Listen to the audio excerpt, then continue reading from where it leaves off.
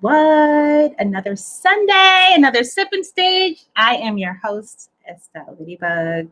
Today, as every other Sunday, we're going to have a sip to cheers to Sunday. Cheers to another week. Hopefully, you all got out there and voted. If you have not, get your life together. But yeah, so today's Sip and Stitch is dedicated to the nonprofit arm of Yar Movement, which is called Believe in What You Dream. Believe in What You Dream was created to help young girls discover their superpowers. We utilize the vehicle Au Crochet to help do so. What it does is really creates this link between your mind and your hands, or your thoughts and your hands. And what it really just teaches is that if you have a dream, if you have a thought, that as long as you're in position to put some action, take some action by hand, we can help you get there. And so that's what we get to do with Believe in What You Dream. Takes it a little step further than just believing your dreams, or following your dreams. You have to believe them, along with putting some framing around creating steps and understanding what that looks like. So let's get started. As every Sunday, we do a sip to everyone before we begin to start stitching. And I like to roll yarn balls as a way to really just create the vibe. So that's what we're going to do today. And cheers to you all. So, oh my goodness, I can't believe it's November. This is crazy. This year has flown by. And a lot of my time has been spent indoors, I guess doing some, mindset reframing, getting some things together, understanding what my life is going to look like post-COVID, post being indoors. And I'm feeling really good. I feel like my thoughts are clear.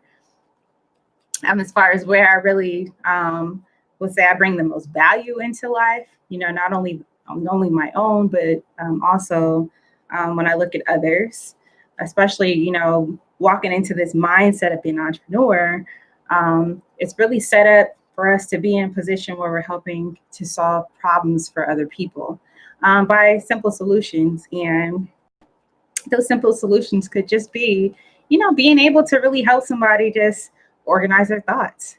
And for me personally, I think that along my journey up until this point, starting as a scientist, investigative research scientist, where most of my work there was really centered around, research, understanding how behaviors operate, how they show up in humans.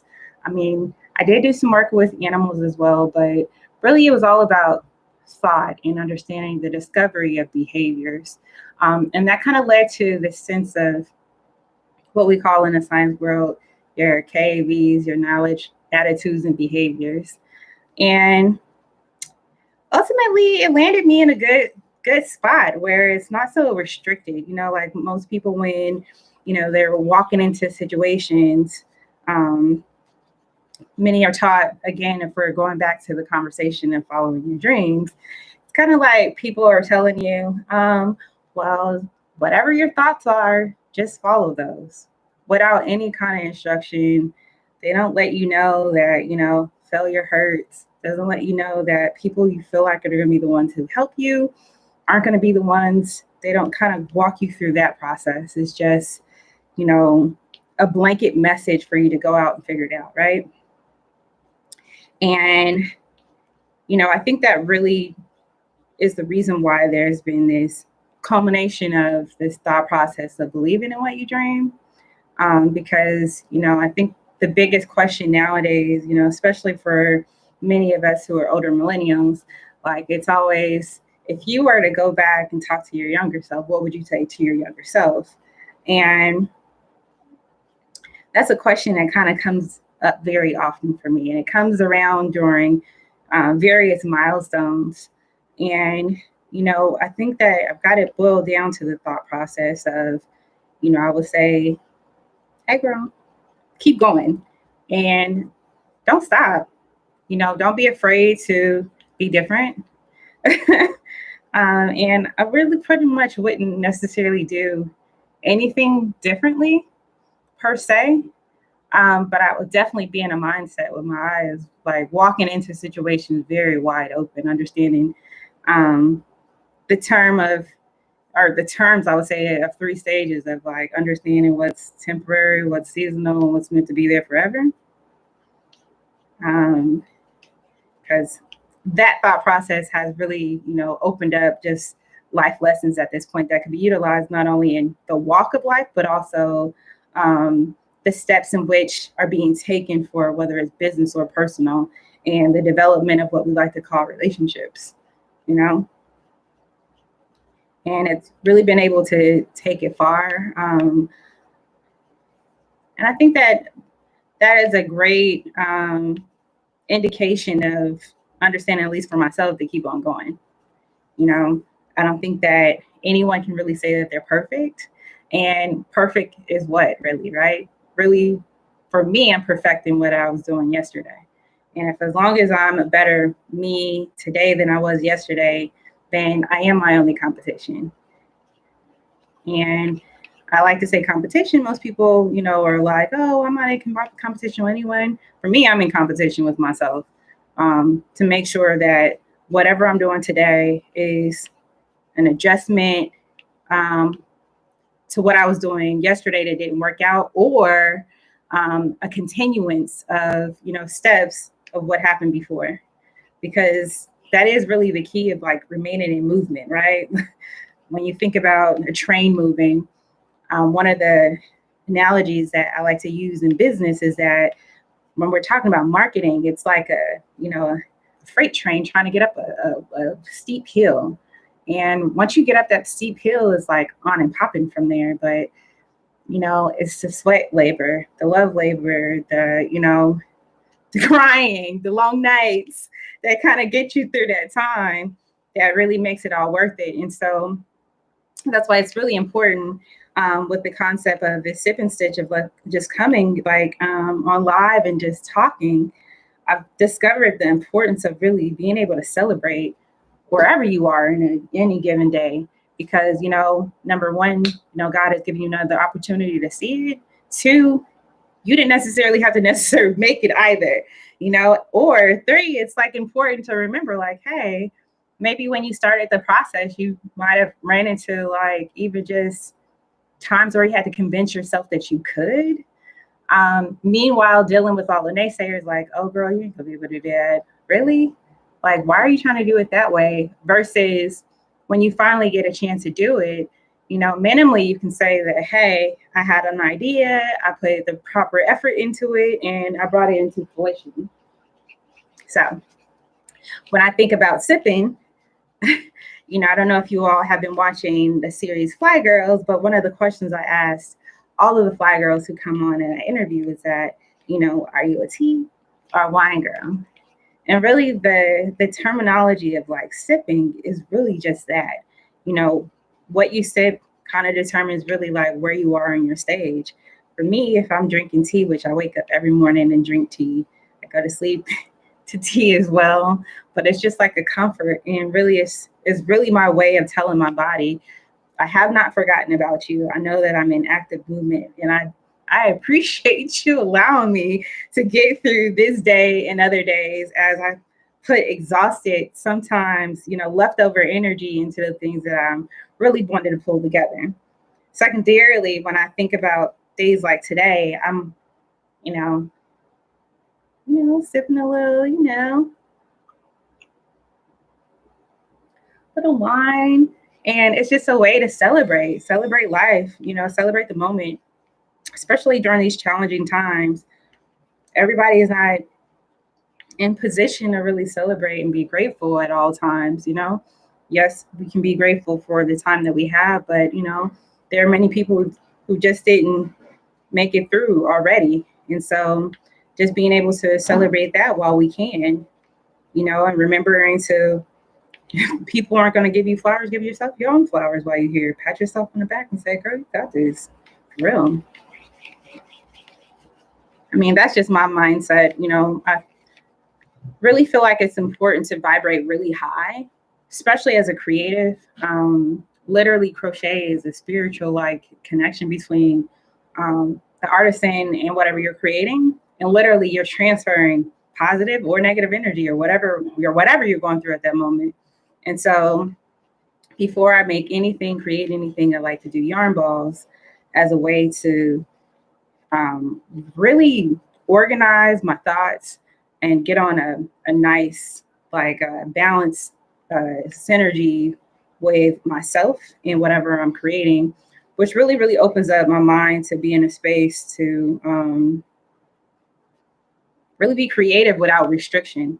And that's important when you're, want to be able to really have an outlet, because really crochet is an outlet for me and it's therapy. And so I want to be able to do so at the highest level of it. So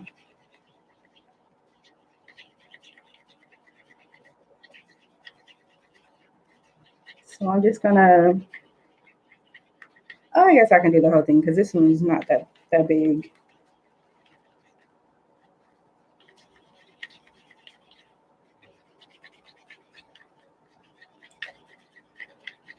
So for many folks who aren't necessarily familiar with me, yarn movement, or even Believe in What You Dream, for me, Believe in What You Dream and even yarn movement is much larger than the individual. Of course, I had the vision of what I wanted it to be many moons ago.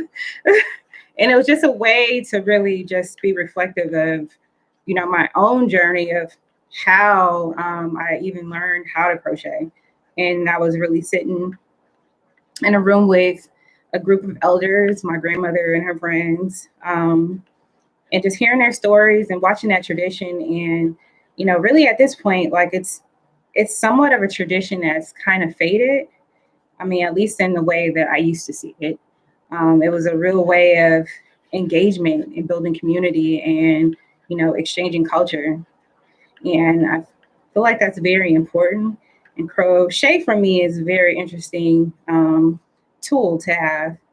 And I call it a tool because, it could be, a fun activity. It could be something that's just engaging, but it also can be something that sparks a streak of commonality between individuals.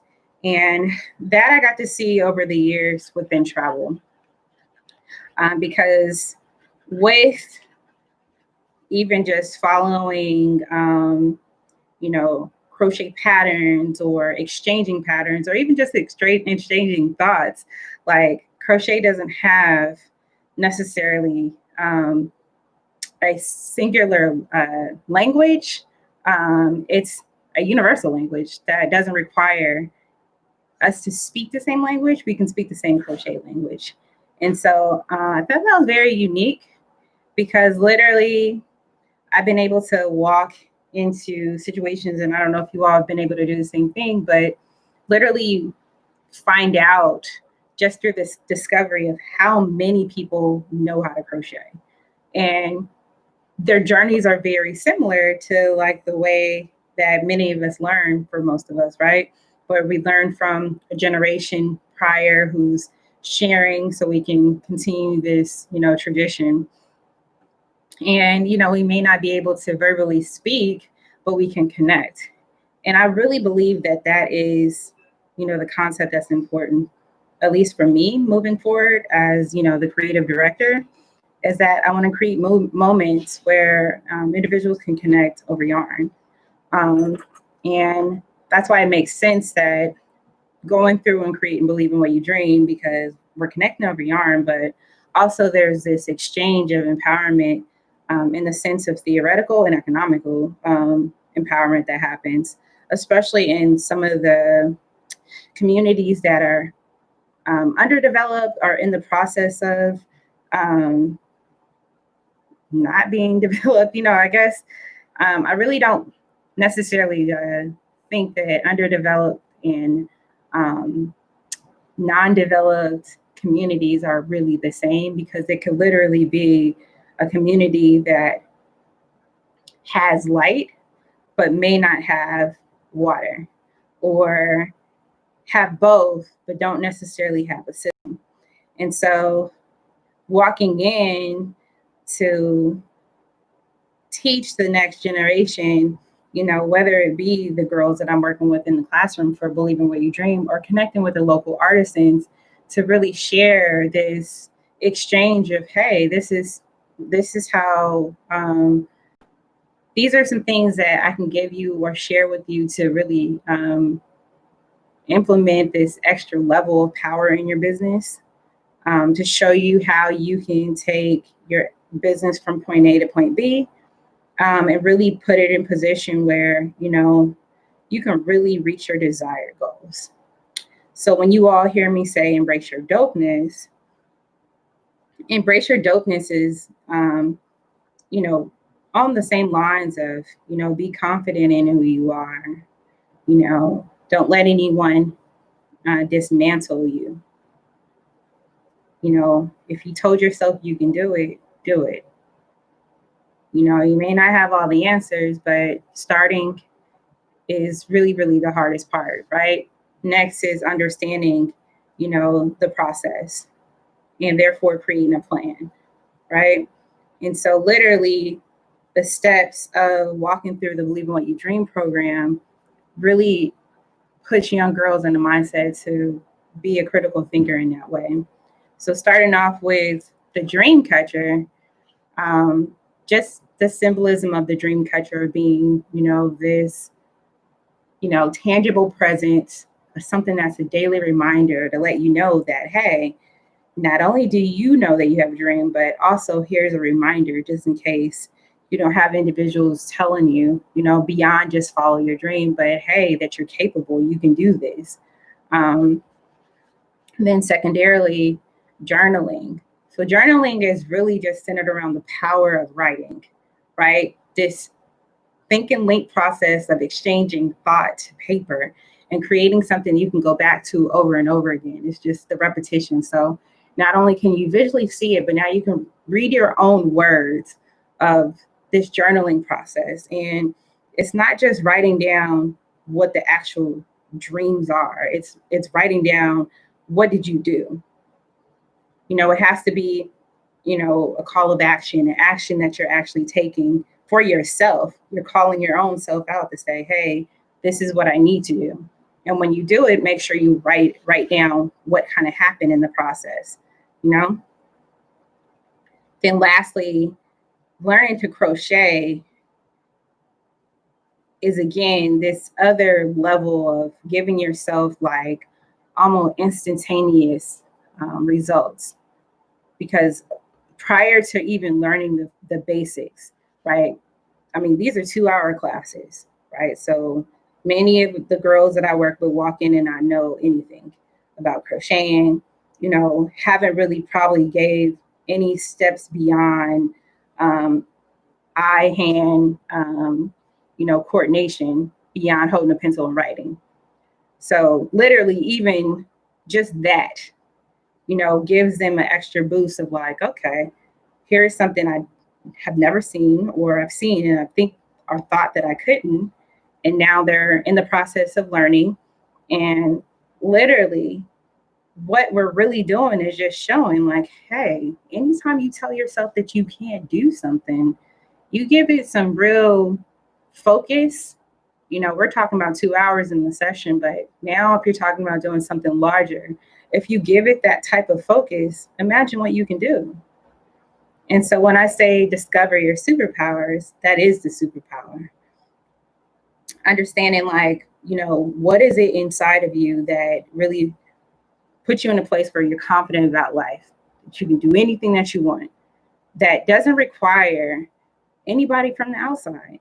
Like, yeah, we come in and, we're given tools, but it's just like baking a cake. Somebody can give you all the ingredients and show you exactly what to do, but until you do it the way that you want to, a way that tastes and feels right for you, then, it's not your process. But what we're teaching is just saying it is your process. You put your own flavor on it if you know how to do it. So, anyway, these are the squares for today. These are popping. I think you guys know from last week that I love neon. So this is every shade of neon minus purple. And I just boosted with that little black. What we're doing today is making granny square beanies. Just so you all will see the final products. These beanies are being sold. See this? For the continual efforts for Believe in What You Dream. So one beanie is enough to support 2 girls. And so the 2 girls that will be supported, what they receive is actually what we call a Dream Girl Kit. So inside the Dream Girl Kit, they're going to get all the materials required to do the 3 parts of the workshop. But also, because we're going into underdeveloped communities, we also have to add a little bit of boost to help like really address some social disparities that I have encountered and experienced over the course of the last 4.5 years doing this work. First being power. So power is a very, very bad problem in most regions. I mean, even here in the States, I mean, you know, you look at what's going on in New Orleans right now. New Orleans has been out of power since Wednesday. And, you know, we're not in a third world country and we're here. So imagine the, you know, actual stress and, you know, lack of or just desperation that happens during the day when, you know, your hours are reduced to the amount of sunlight you can get. Because once the sun drops, it's over, right? And so meanwhile, thinking of the best way to really address the power issue, the thing that kept coming to mind is that, okay, what is always around? The sun, no matter what, is the most reliable thing that's going to happen. And so it just made sense during the time to really utilize solar. And so solar lamps are included in the Dream Girl kits. In addition to personal energy, the second thing that is a social disparity is personal care. And again, it's something that we can all relate to because, you know, self-care is definitely a buzzword, but also it's, you know, a reality that many of us had to face, especially if we weren't doing a great job before COVID. It forced us into a space where, you know, if you relied on seeing your coworkers or being around people and you've been forced into this space of spending time with yourself, you know, we had to come up with a different rhythm. And so same is true for many of these girls in the different communities. And when I say girls, we're working with girls ages really 9 to 19. And I had to give it that range too because of the last 2 years of experience. Going into some of the schools, there's 2 levels of girls that I encounter.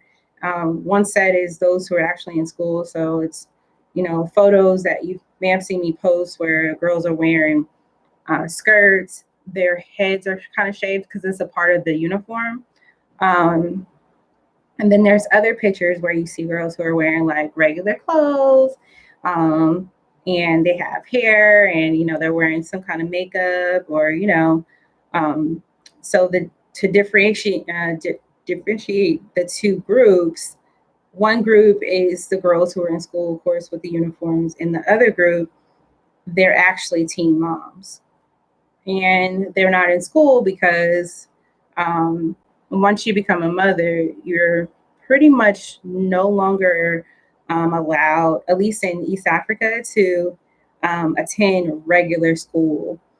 And so, or sometimes school, period. Thankfully, at least in the Serengeti region, centered around the Ngorongoro crater last year, I was introduced to a group of girls who were part of a program that UNICEF actually started, where it's similar to like adult school or a GED program where the girls are able to go to. But the challenge is that it's not like the girls are necessarily older, they're just mothers. And so with that being said, for personal care, last year, what was included in what we decided to include in the Dream Girl kits moving forward, personal hygiene products. And so literally there's personal hygiene kits that are attached to each of the Dream Girl kits that includes like soaps and, lotions. Last year we didn't include it, but probably moving forward, we're going to have to include underwear. But we definitely had sanitary products in there.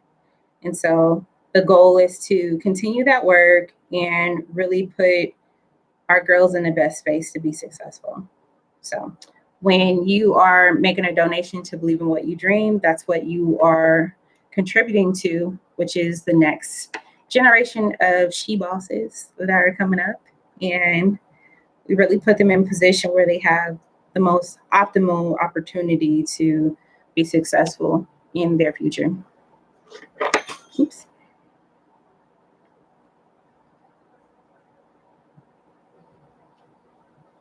And it really feels great. I mean, it's good work. I mean, it's definitely one of those things that if you have the heart and compassion to really help the next generation, it's definitely something that will tug at your heartstrings, because the levels of appreciation and the levels of dedication, I would say, that goes into the work. You know, a lot of it is sweat labor. A lot of it is, it's one of those things where you feel like, for myself, I feel like these are all my little sisters, and I need to be able to be big sis coming in and like putting them on the right track. And so we have an opportunity to do that, work together, and it's important to me. And this is the reason why I come on live every Sunday and share these stories. And if you're interested in reading more, you can visit donate.yarnmovement.com. There's a story there, along with some photos, and there's an opportunity for you to make contribution if you would like. And if you're interested also in like just seeing some videos and photos, be sure to follow the Yarn Movement page. Also, there is a Believe in What You Dream page that has a mixture of photos of the different trips that have been taken up until this point, which as of this year, we would have been in Ghana, but COVID. But the first year was Nigeria. Year after that was Morocco. Last year was East Africa. Prior years, before like it became like Believe in What You Dream official, I've traveled into the Caribbean and into South America to do the same work. My first round of travel internationally happened actually when I was a freshman in college at Howard University, HU, where I traveled to Oaxaca, Mexico, and I was pre-med in undergrad. So one of the things that I was doing in Mexico is that I worked at a health clinic, and also I did a cultural exchange. And it was really during that time that really solidified my work and my future work, I should say, of doing humanitarian projects, being able to really just step in and understand, what the need is and how to best resolve it in a quick way. And so to give you an example of, how quickly we're talking about making an impact, these aren't like years and years. We're literally saying, okay, so last year, in addition to the solar energy lamps that were given to each girl, the solar energy company that I partnered with, which is called Bonergy's Global Charitable Funds, installed solar into schools and into health centers. And so literally, it's so amazing, right? That, here it is, these communities of individuals are way out from, the structure of like typical cities settings. And, they have their own like village development or community development of things that they just do, right? So say, for instance, even to the bottom base thing, I was just sharing this story yesterday with one of my cousins, how, here we are, we fly into Arusha, well, next to Mount Kilimanjaro, and we have to take a 7-hour drive to get to the Serengeti. And even along the way, we drove the day before because, Monday for most people is like the beginning of the week, right? And so the kids were like on the road walking. And I like looked over to the driver and I'm like, so where are all these kids going? And when I say all of these kids, literally it felt like school letting out here in US where parents are waiting for their kids to get out of school, and you see like all of these kids like walking home, like out on the streets, like walking, waiting for the bus. It felt like that. And here we are, like way out in, like, when I say the Serengeti and in Ngorongoro Crater, we're talking about what you normally see on National Geographics of like seeing animals. So that is exactly what was going on, right? Here we are having traffic jams with, giraffe and zebra. And we're looking at the monkeys being their hilarious selves, and the elephants. And then there's kids all over. And it's Sunday and they have all the uniforms. And so when I look over to the driver and I'm like, so where are these kids going? And he said that, that the walk was so far for them that they needed to get a head start the day before. Can you imagine? And it didn't dawn on me because I think that I was just still blown away by, just everything, like how much land, and I live here in California, and I think that also, like, when we're driving on the coast, that we get to see like the edge of the ocean, the Pacific Ocean. So we see how far it goes, and it just felt like that, like driving and just land. So even like watching like movies like the animated version and like the, like the digitized version of Lion King, it felt like that. Like literally like acres and acres, yards and yards. I can't even put it in real like terms. And you just see these kids out here. And so it didn't dawn on me until the next day where I'm just like, here it is. We had a fresh, night of sleep, fresh shower, and we get to the school. There's 1,200 kids at the school. I went to work with 300 girls. I was going to be there for a whole another 28 days or something like that. And here we are, we get to the school, and there's so many kids at the school. So many. So then it hits me, I'm like, okay, so where did they sleep? On the road, somewhere. I'm like, oh my God. And so literally what we're doing is walking in and we're bringing in light, right? Even if it was just the light part, where now they have lamps that they can just have. They don't have to be in pitch dark, complete dark, while they're sleeping or doing whatever they're doing on the road, or even if that's the part, right? Along with the fact that inside some of the establishments, so like, we were going into schools, but they were like health centers, they were like local restaurants, and, like little mom and pop spaces where, they're cooking food on the road and doing whatever. And immediately what happens is, like, with the solar panels, for instance, there were all these different accessories you can get. And one of the accessories was a hookup where you can do like charge 12 phones at the same time. Important because the thing about it is, although there's a power issue, everybody has phones, right? Cobalt that's required to go into your phone to make it work is mined in Mozambique. So everybody has phones.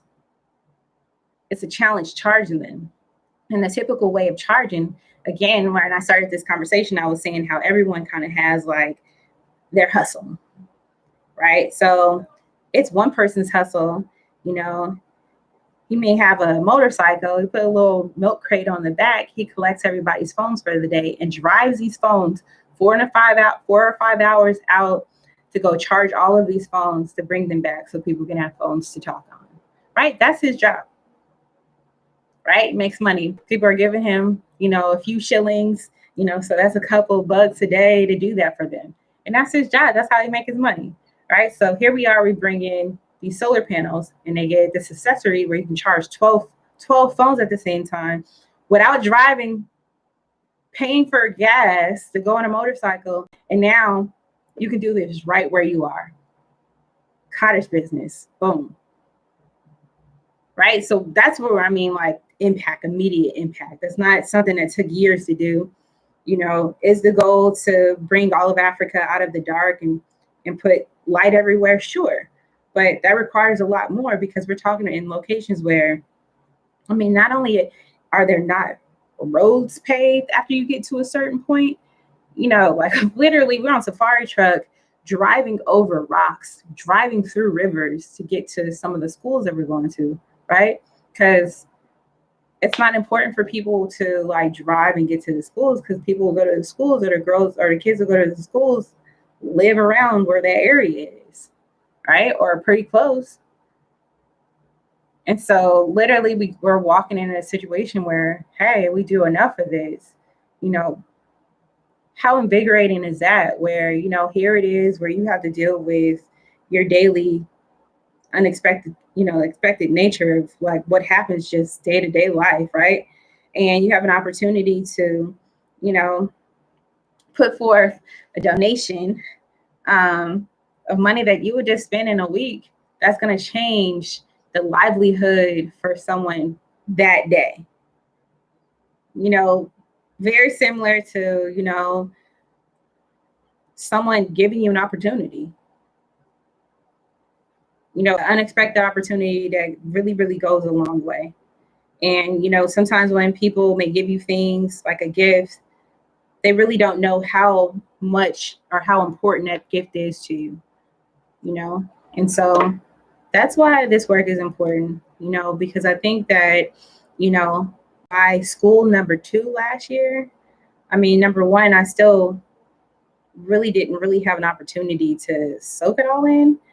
Because again, I walked in with the mindset that over the course of 30 days, I was going to work with 300 girls. That meant that I was going to go to 10 schools, work with 30 girls at every school. Here it is, we're at this one school, and it's like, my mind is blown. And there's no greater feeling than, at least for myself, than sitting back and thinking about that process of actually believing in what you dream. I believed enough of it. Here I am, Black girl coming from the Bay in a small city called Vallejo, California, population less than 200,000, and had it on my mind that I want to work with girls all over the world to teach them something that I learned when I was 9 years old that has empowered me personally to walk through life, with the level of confidence that, you can't buy. You have to teach yourself.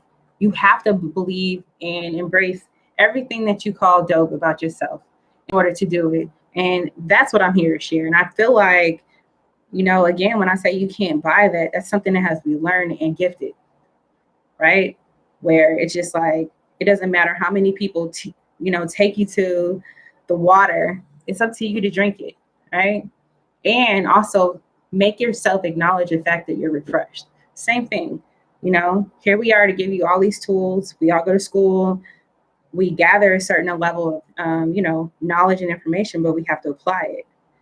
But even with applying it, there's still an extra step, because we're not machines, we're humans. We have, especially women, we have emotions, right? So while we're in the process of doing it, this is what right here, being able to discover what makes you you and what makes your superpower really stand out is the key to really getting you to a point where you don't do like everyone else does, which is accept life for what it is and work years at jobs that you don't like, working with people that, you can't really stand, putting on your face so you can get through the day, just so when you get out, you're like, I wish I really didn't have to do this. But you don't.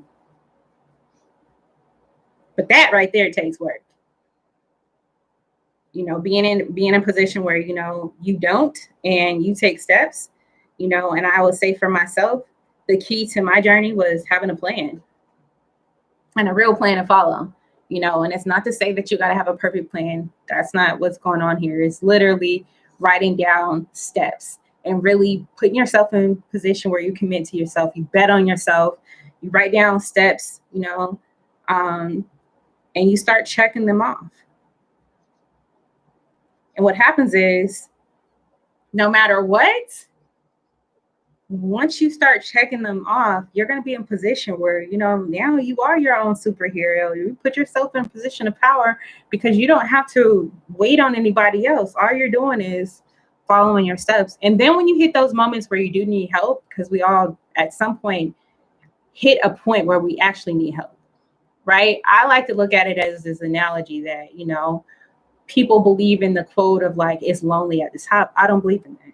I believe that you lift as you climb. So as you're taking these steps to get to your success, you have to pull and lift up people with you, because at some point, again, you're going to stop, because maybe you're tired, you get sick, you're not quite sure which way to go. You're already expended all of your energy, and you may need somebody that got you like right there, like, come on, girl, I got you. And they're gonna take you by the hand and start lifting you up, or you hit this point where you like trip and you're about to fall back, but you have all of these people behind you that you've lifted, that they're applauding you, applauding everything you do. And that right there is what I call movement, right? So it's one thing of like empowering yourself to be able to put yourself in position to have steps, but it's a whole nother thing that's relatable to this concept of crocheting, because you think about it, how do we put together anything? Like even whatever piece that we start by creating a slip knot, and there's chains. The chains are the foundation of whatever you're creating, right? And so same is true with life, is that, okay, yeah, you started it, right? And now what you're creating as you're taking steps are these chains that ultimately become a part of your life's tapestry. And it comes in different forms. This could be, where you're single stitching, you're on your own. It could be a double stitch, you're double timing based on, shared alignment with someone who's like right on the same path, where the two of you all can put your energies together and like double stitch your way into whatever level you want to, or to create that portion of your tapestry, right? And that creates a pattern. And then ultimately, if you put all of the stitches together, then you're talking about that's life. That's life that you hand stitched. And that's what it is for me. It goes a lot deeper than just being a crocheter and being a handcrafter. It's really, how does it show up? Because this is very much a part of my life. Proof of it being is that, I could be working on a pattern, and based on how I'm feeling in that mood or at that moment will determine how the tension of whatever I'm working on is going to show up. Sometimes I remember when I first was learning to crochet, my godmother was, my godmother was a master of this. She constantly, like, she would go through and like just check my work, just to, because her whole thing was, if you're going to do something, be the best at what you're doing. Don't half step it, because, ultimately it becomes a habit that you really ends up showing up in your life, right? You're willing to half step something as small as, making a blanket, a scarf, then you're going to half step something else that's going to have ultimate meaning. And if you go through and you half step during a pattern, you'll be able to see it, especially if you're trying to like create a picture or have something that's like replicatable.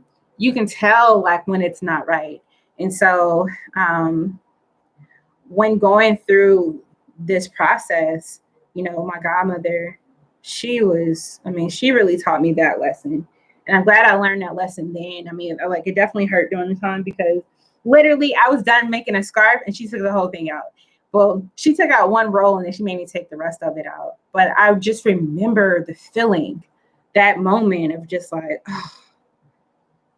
But there was a lesson there, because had I continued to, really develop that habit of, knowing that I made a mistake and just leave it there without acknowledging it or going back and at least going to like mend that mistake, then it would have showed up in my life. So she was absolutely correct. Although I cried. I cried so hard. Because I was just like, what? I've been working on this for like weeks. And she just took it out. I'm going to tell her about that one day. That I still remember. She's going to say, you learned a lesson, didn't you?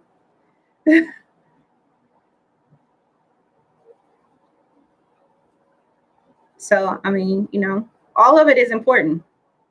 I don't look at anything, to occur just by happenstance. I think that all of it is important to our individual journeys and ultimately our bigger journey. Because one of the things that I've been taught along the way that once you get a hang of something, you learn something, you have something to share, it is your duty to share it. Because that is the concept of lifting as you climb. That's the only way you're going to open up space for your blessings to come in, by sharing it, by helping the next person get to where you are so you can step up.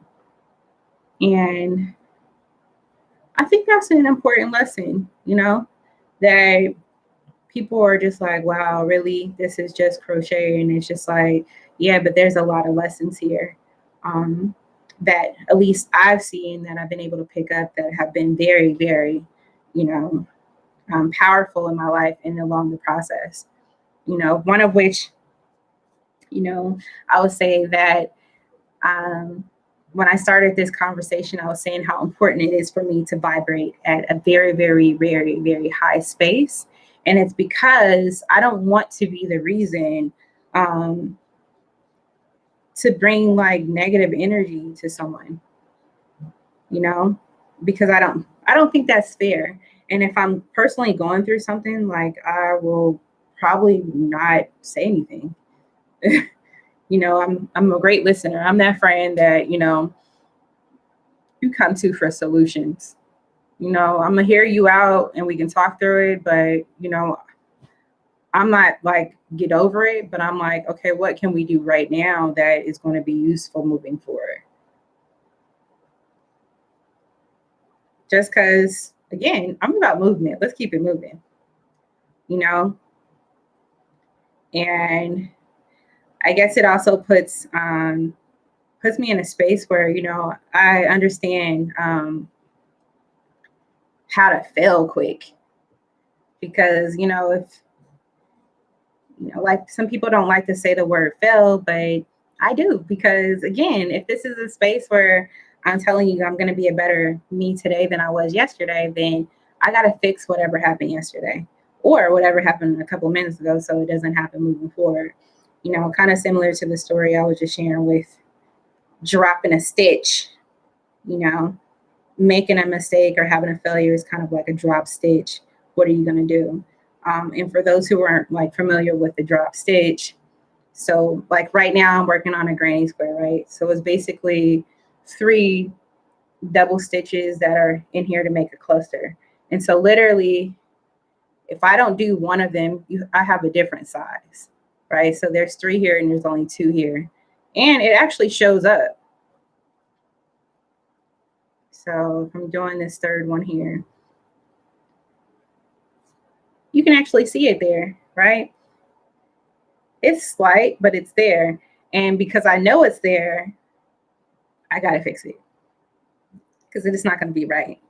And, for most people, they're like, oh, nobody's going to pay attention to that. It's just like, but it's not the point of paying attention to it. It's the point of making sure that you're doing it at the highest level from the beginning and acknowledging the parts that you can address and make it better. And you should be able to do that. You don't need somebody out, a supervisor, a coach, boss, or anybody else to really, point that out to you. Now, is it helpful? Sure. Mostly annoying if it's a boss, though. Nobody likes to feel like they're being micromanaged, especially if you have the capability of like acknowledging and your own wrongs and understanding what you're going to do to make it right moving forward. I mean, at least that's just my take.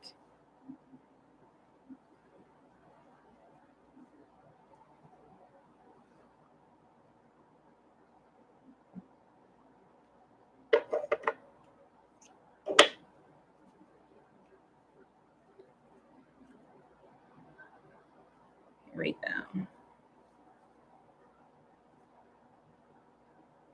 Oh, do you guys see my granny square blanket? I put this out just for you guys. That granny square blanket has a real story behind it. I'll tell you that much. I did that one in travel, like, or I should say in transit. Literally, I was on this 20-hour flight and I decided to start working on granny squares just to see how many I can get done during the flight. And, you know, I challenged myself because at that point I had made, I would say, not necessarily anything that was traditional. And when I think about traditional, I think about, you know, kind of like how we all kind of show up, you know, when we think about crochet anything, you know, a crochet blanket is like a staple. And not to say that I didn't make any, you know, blankets, but I did make any granny square blankets. Was I being lazy? Maybe. I don't know. So I challenged myself to make a granny square blanket, and I challenged myself moving forward to figure out how many different things that I can make just with granny squares. And so that blanket right there is special to me. I followed up by making a few. So I made one for my grandmother, which she has on her bed, and she sleeps with it every night. Hey, grandma. Along with a few other my family members. And then it's just like, then I had to let people know, if I make one of these for you, like, I have to love you almost. For real. But yeah, I wanted to pull that out because that's my little meditation couch. Go to sleep couch.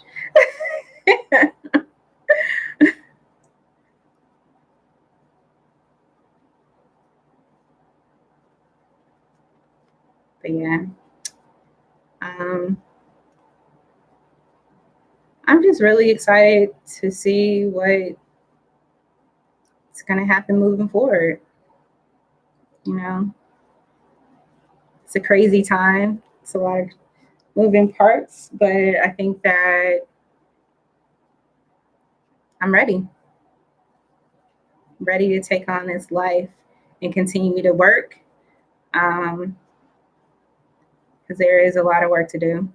You know, one of the things that I found out last year while in the process of working at one of the schools, I was talking to the deputy of education, and he shared with me, because I, you know, just kind of asked, just like, you know, here we are in the middle of Serengeti, you know, like, who knows the real population, because it's not like it's a census or nothing, right? And people are just having babies, you know, and everybody's out here and they just living. And, you know, how many schools are there? He told me 600,000 schools. And I was just like, there has to be a translation issue. Like 600,000, he's like 600,000 schools. And even where we were, I mean, we went to 10 schools. So in every school we went to pretty much had like 1,200 to, you know, 2,000 schools or whatever. So it was just like, this is a lot of kids. A lot of kids. And again, I just felt like, you know, I felt like I wasn't doing nothing in comparison, you know, because even the product that I did have, however, have the insight that I brought enough for 3,000.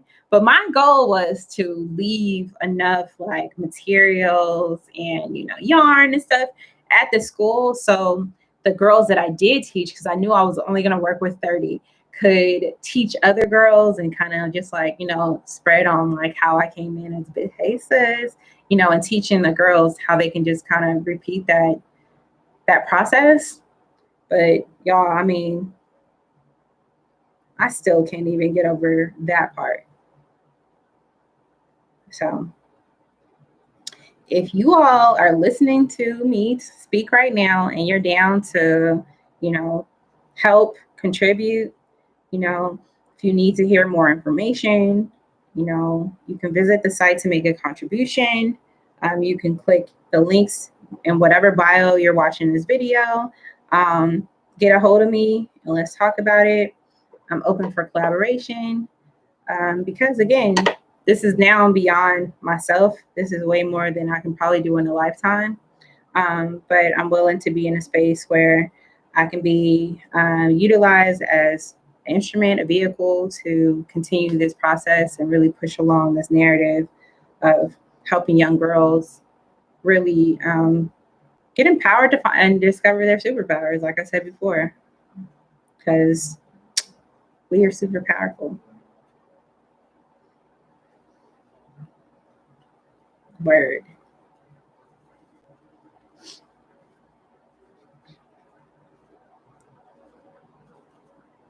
So I decided to add this black. Otherwise, I probably would be done already. But I wanted it to be just a little bigger. So, and these came to me as a contribution from Cosmic Crochet. So if you're watching, thank you so much, girl.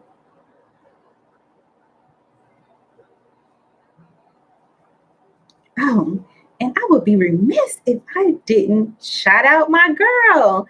So, hi, Kim. Hey, Kimmy girl. It's Kim's birthday, y'all. So Kim is the one who is a fellow crocheter who made these earrings for me. As a matter of fact, let me put them on in the name of her. I mean, we talked already, and she knows that I said happy birthday. I sang to her and stuff. But hey, girl. Let's see.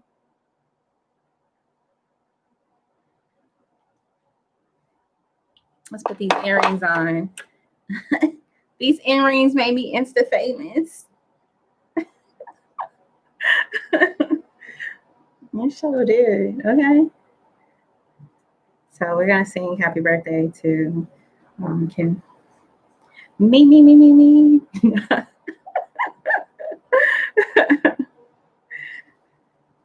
Happy birthday, girl. Hopefully you're eating some good food, chilling with your feet up. I know you're crocheting. You can't help yourself. I know that because I had that same problem. And dare somebody to judge me.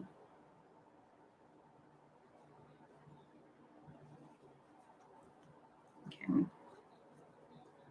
Okay, we have one more square to put black on. And then we're going to start pulling this beanie together. And then since I bought neon yellow, something's going to happen. And y'all just going to have to wait and see.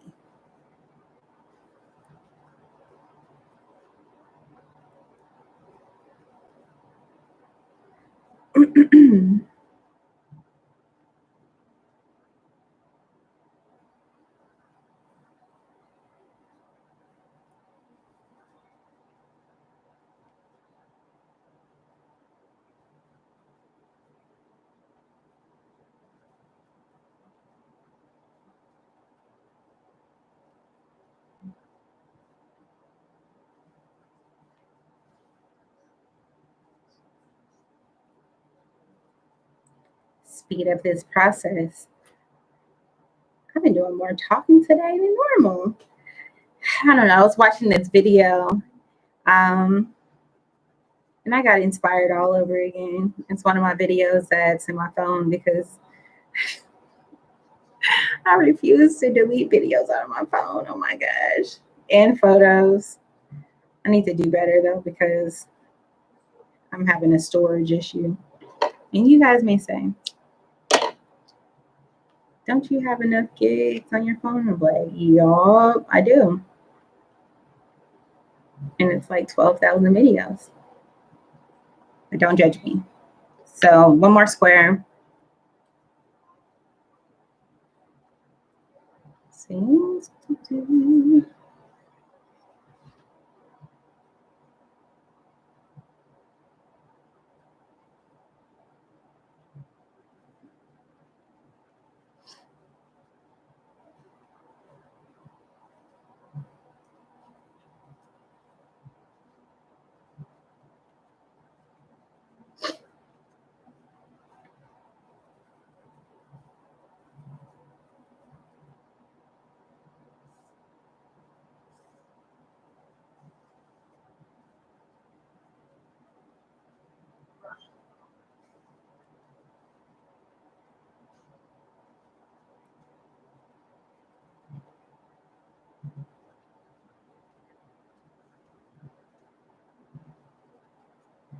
Wait.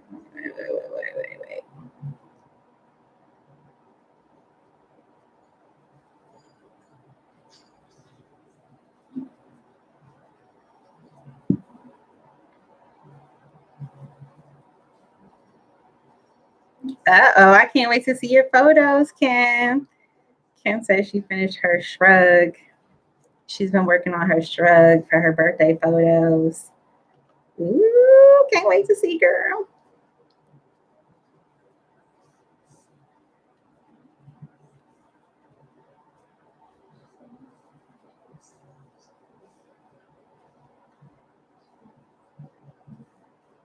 Okay. One more side. Okay.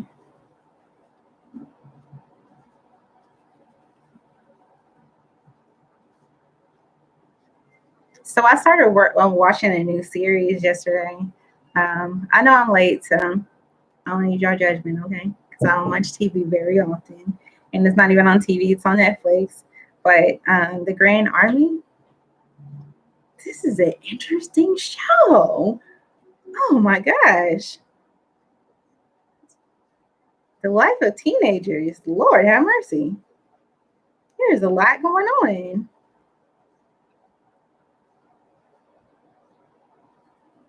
And I want to say, me growing up, we didn't have all that stuff going on, but maybe we did. I don't know.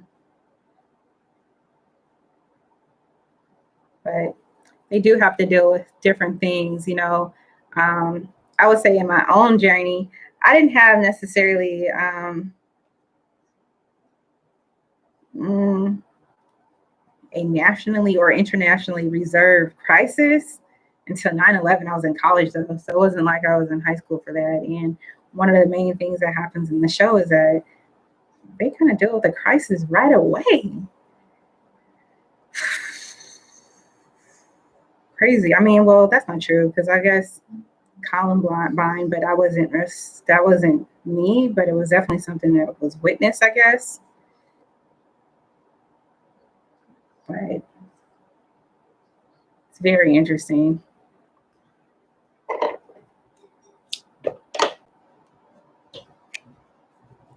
And I should have weaved back the ends while I was doing this, but that's okay. I can do it now. Real quick, real quick, real quick, real quick.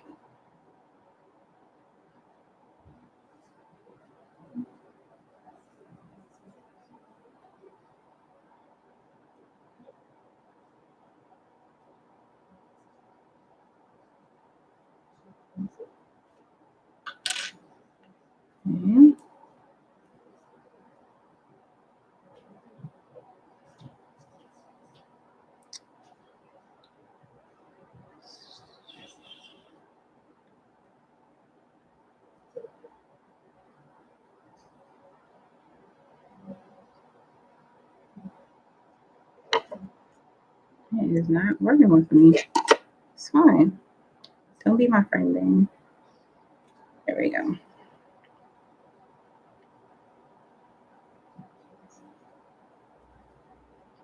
Here we go.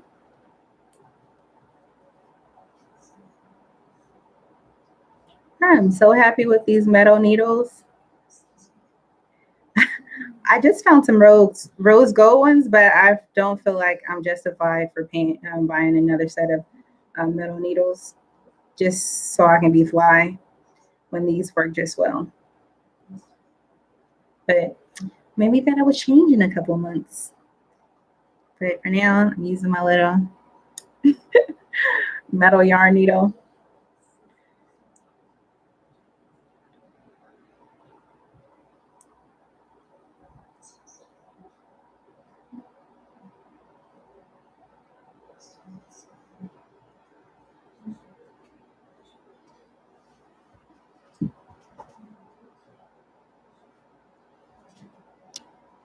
Okay. Do, do, do, do, do.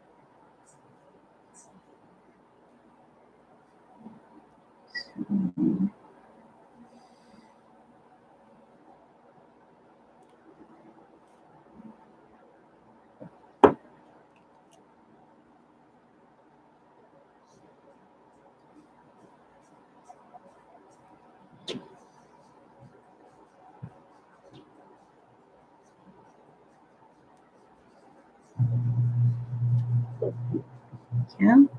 Okay.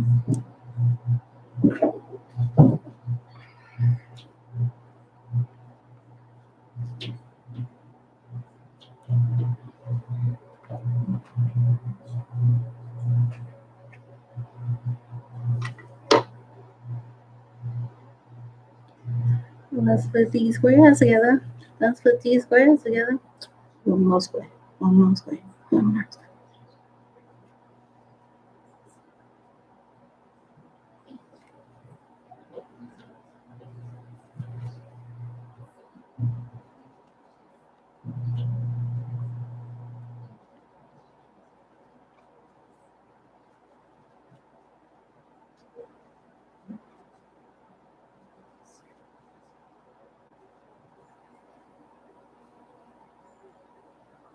I know.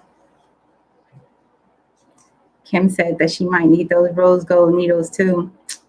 I know. Don't they sound beautiful? I shouldn't have said that out loud because now you're going to bring it up to me later. You're going to tempt me. You're going to tempt me, Kim. I know it.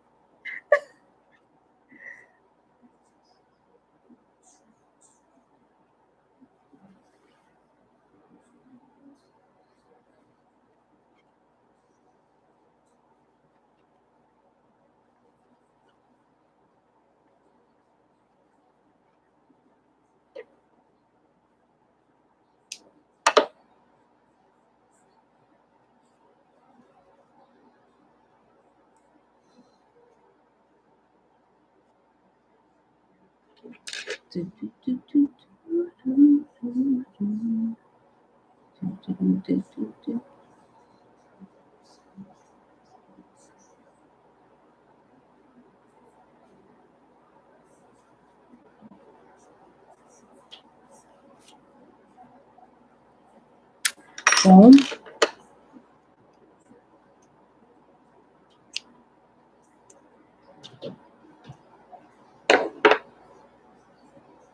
Ah, look at that. Look at this. You get too hype. It's always good knowing that you're almost close to being done with something.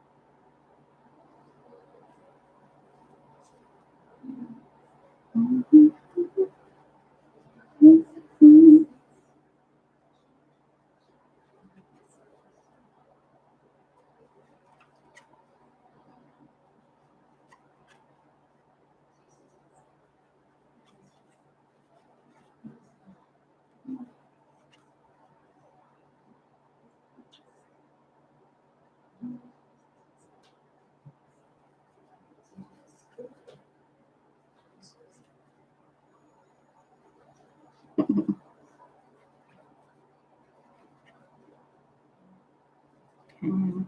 So all I'm doing is putting our squares together now.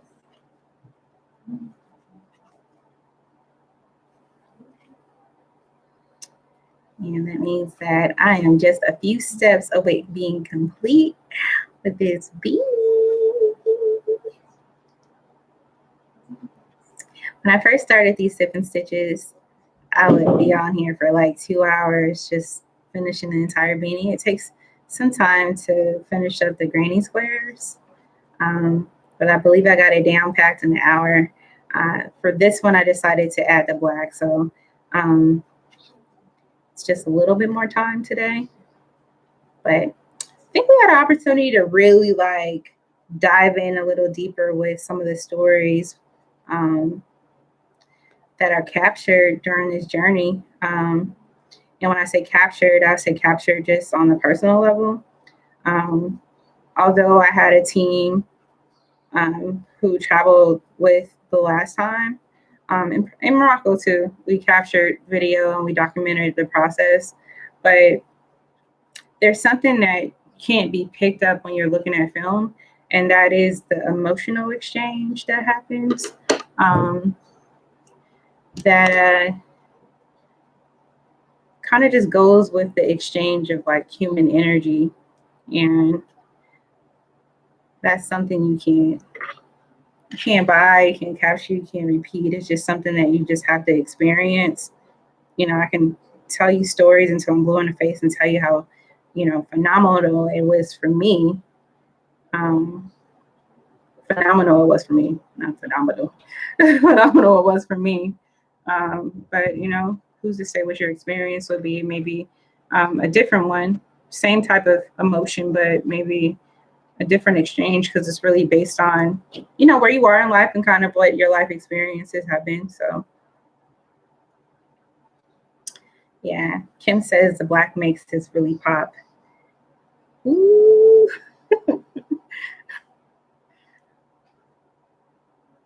So,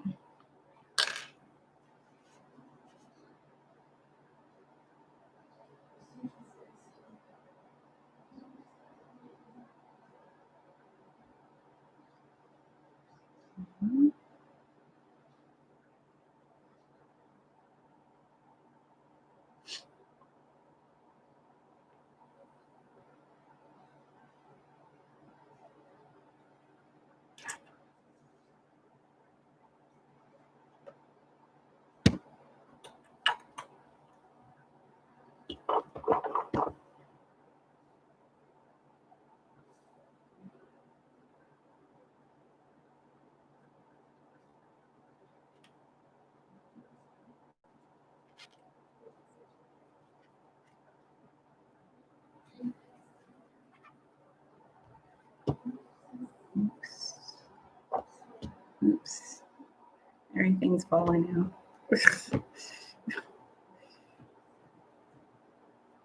Okay.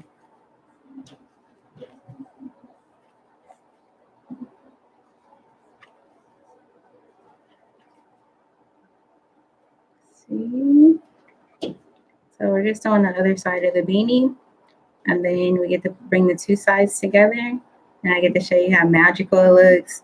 And then you guys can tell me, "Oh, you're so dope," and I'm like, "Thank you." And even if you don't, I can tell myself, and it just be same emotion though, same emotion. I know how much time it takes to put into making these beanies, you know. But it always brings up great memories, so I don't mind doing it at all.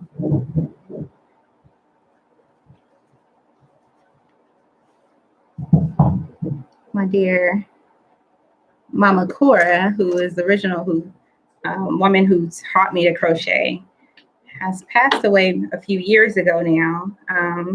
But I have a lot of memories and conversations stored that pop up every time I crochet. So it's like a nice way to really have an exchange with who is now an ancestor, you know?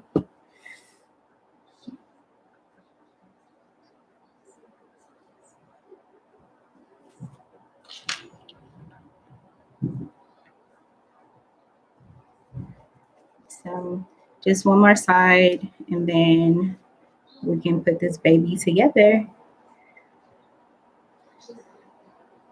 Oh, here we go.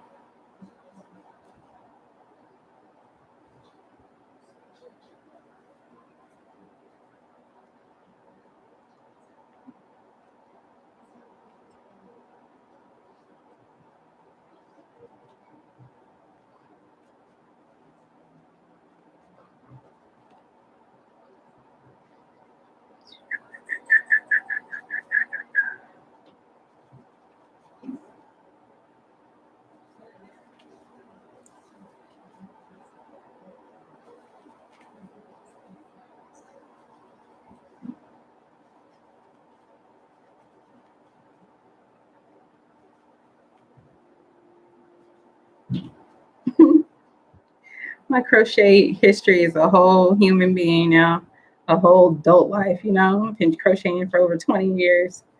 It has as much experience as I do. That's that's an interesting thought. I'm thinking about all the different places that I crochet. My favorite has to be in church because people are always like, "What are you doing?" Crocheting. Like, what's your problem? I'm still paying attention.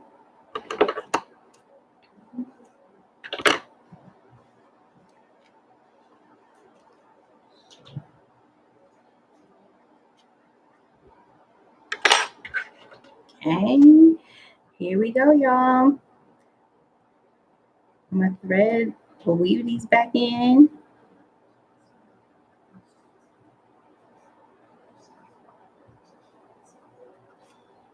There we go.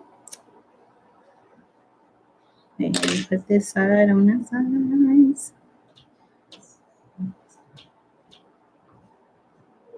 Ooh, it's the worst if I put the seam at the wrong spot. Jeez. Because I take it apart after that.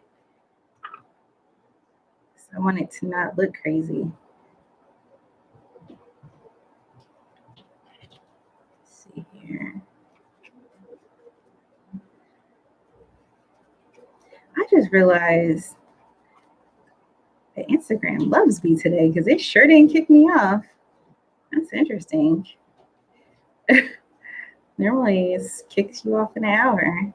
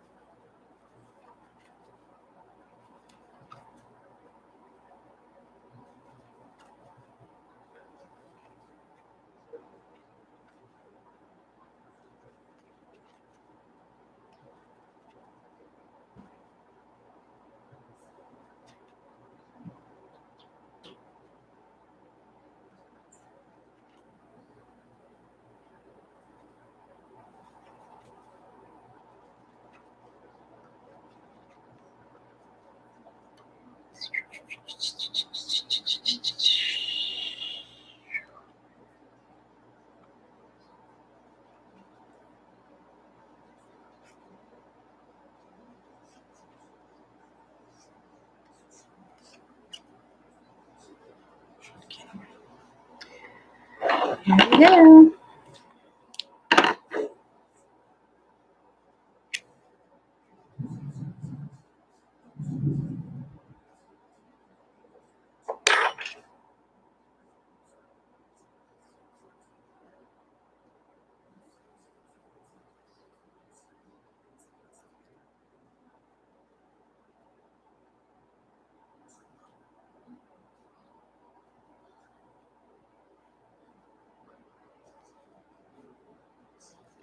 What? Okay. So now we're gonna put these two sides together. I'm gonna turn this down some too.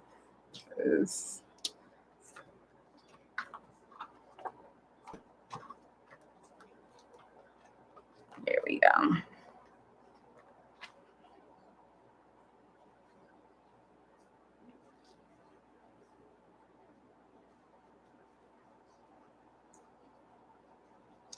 Okay.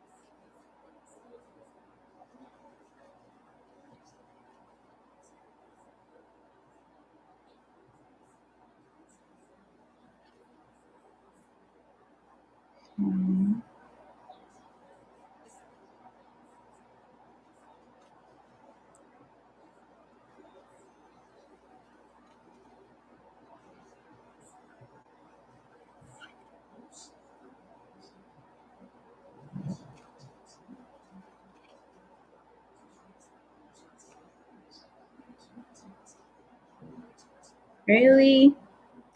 Really? Really?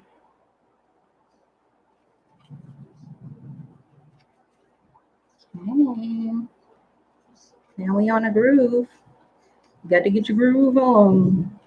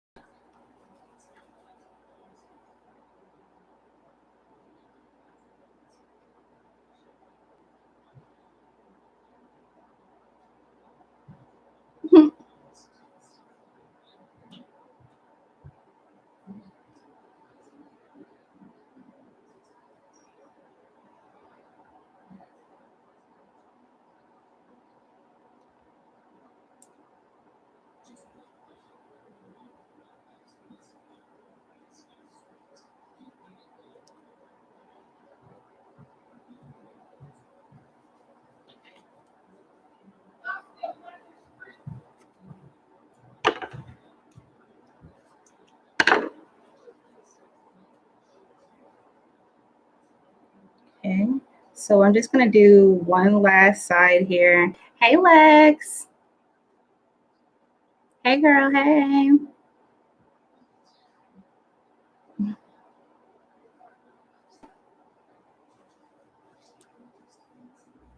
Oh yeah, no. Hey girl.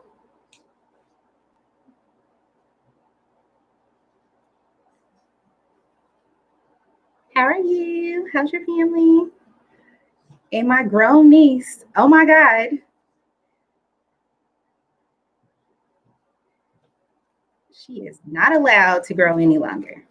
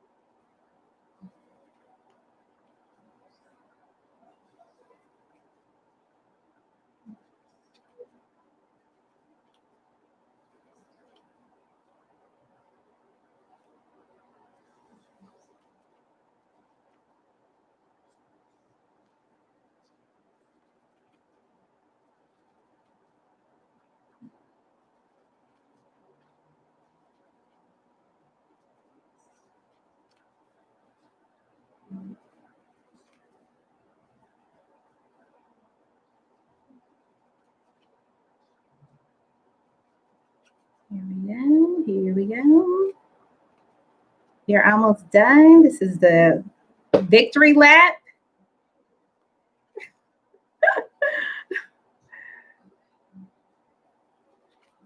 Then I can say I finished another beanie on live. I have been committed to this time, y'all. You know, people will say, what have you been doing since COVID? I'm like, I've been in the house creating. My family's good. I'm good, you know.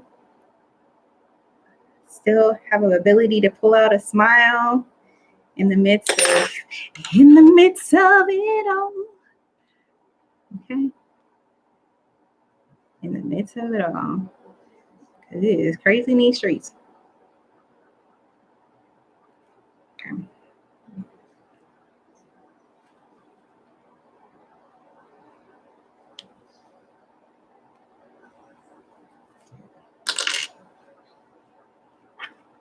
Oh, please take pictures with it, girl. So I can post you on the page. Be like, hey girl, she been on the movie, okay? She ain't know. She ain't know to this, she tooted this.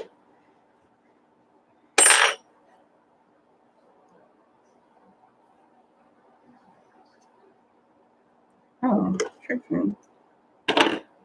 So to close this up.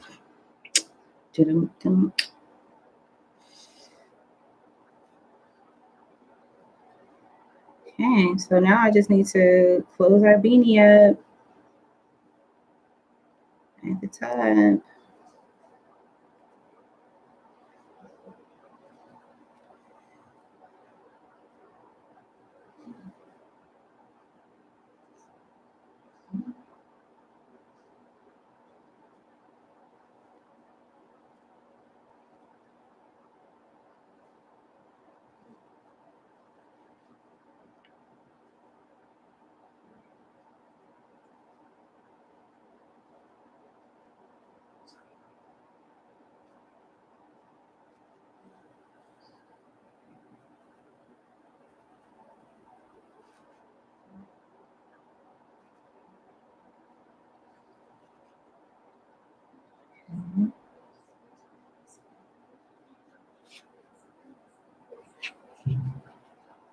So, but yeah, this beanie is done, y'all.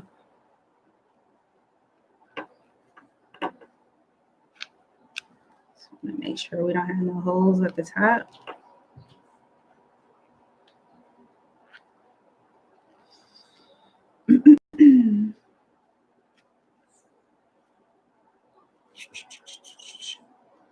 Yeah.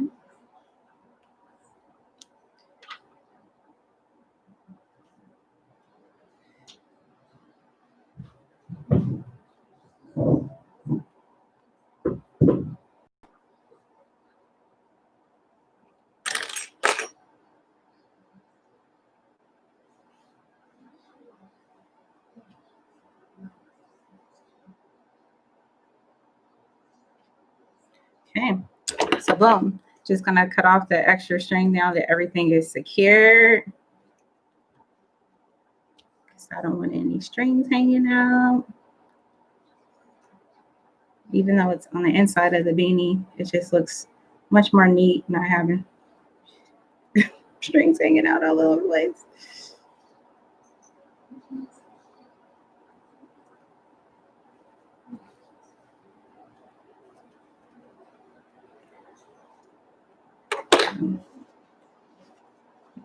And booyah, you're all done.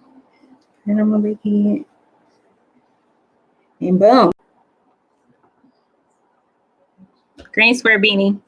So again, these are being made and sold as a way to really raise funds for continual efforts for the nonprofit. So that means that your purchase will become a write-off for taxes. Meanwhile, you get to impact the lives of young girls by helping them out, by giving them the gift of a dream catcher, which will give them the materials that are required for the workshop, along with personal hygiene products, that is sanitary products, that's hygiene kits, and that's also a solar lamp. So if you are interested in really being in a place where you can make a contribution, please visit donate.yarn-movement. Again, that's donate.yarn-movement, and make a contribution there. If you're interested in the beanie, please click the link in the link tree. It will say Granny Square Beanie. And yeah, I'll see you guys next Sunday. And if not before then, make sure you remember to embrace your dopeness. And Lex, I see your message, so I got you, girl. Okay. And I'll see you guys off. This is S.LadyBug checking out.